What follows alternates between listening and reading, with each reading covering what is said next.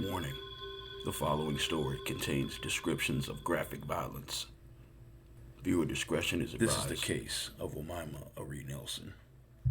Omiema Ari Nelson was born and raised in Egypt. As a child living in Cairo, she witnessed and experienced a lot of very traumatic events. She had even undergone female circumcision, which is genital mutilation of the clitoris, as part of the traditions. She went through a lot of physical and sexual abuse at the hands of her father, and also witnessed her father physically abuse her mother. Her mother eventually gathered up the courage to escape her father, but this meant they had to move to a poverty-stricken section of Cairo, built on a graveyard that was known as the City of the Dead. Omiema had only known hard times and was desperate to escape that life.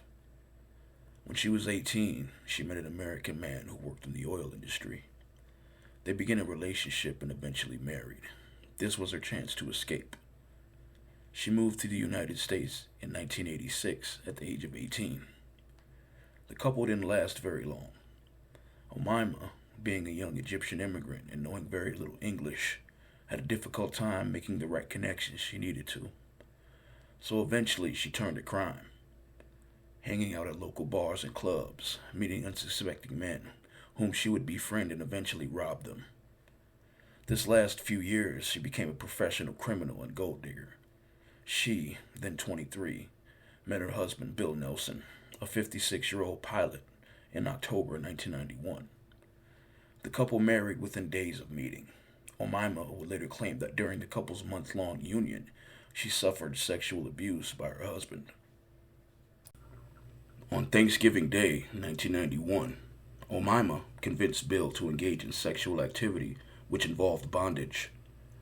Bill, excited to try something new and adventurous with his new wife, happily agreed. She handcuffed Bill to the bedposts.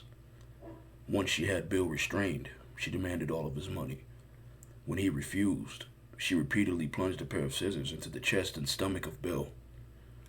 As Bill flailed, Omiema pummeled him to death with the iron until the heavy object actually broke in her hand.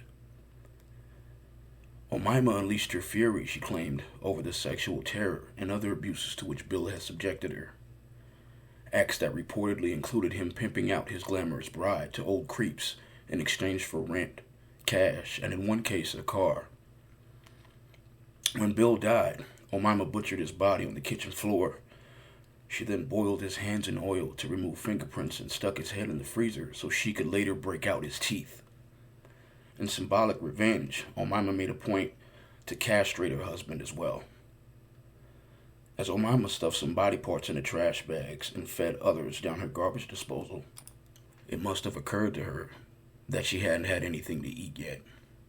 And on Thanksgiving of all days, she then mixed up his body parts with leftover Thanksgiving turkey and disposed of him in a trash can.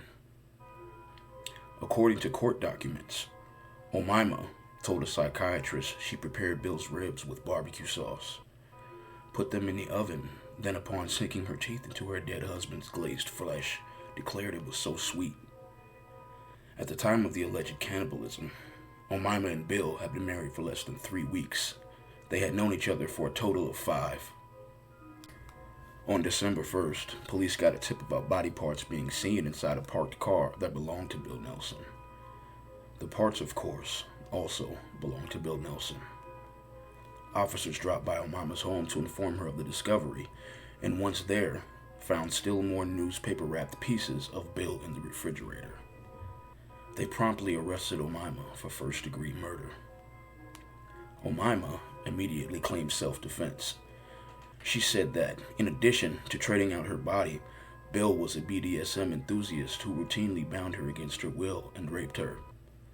She further claimed that Bill had raped her on Thanksgiving morning and that she had feared he would kill her.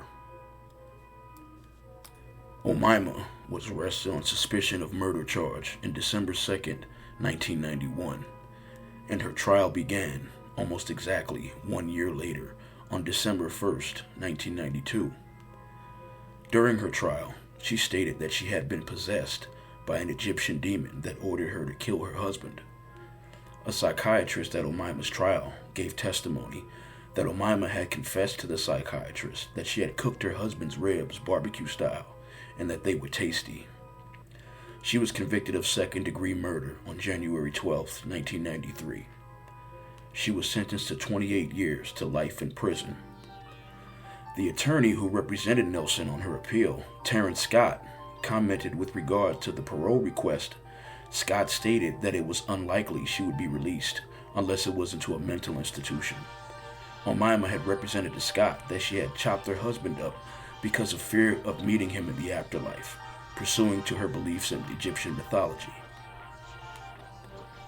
Omiema first became eligible for parole in 2006, but was denied when commissioners found her unpredictable and a serious threat to public safety.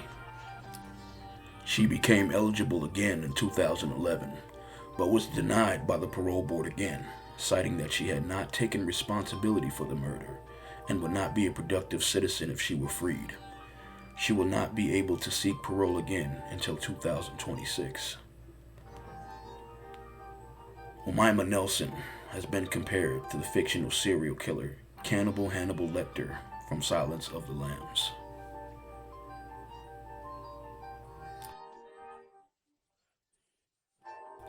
For more content, subscribe to the channel and hit the like button. It really helps me out. Thank you.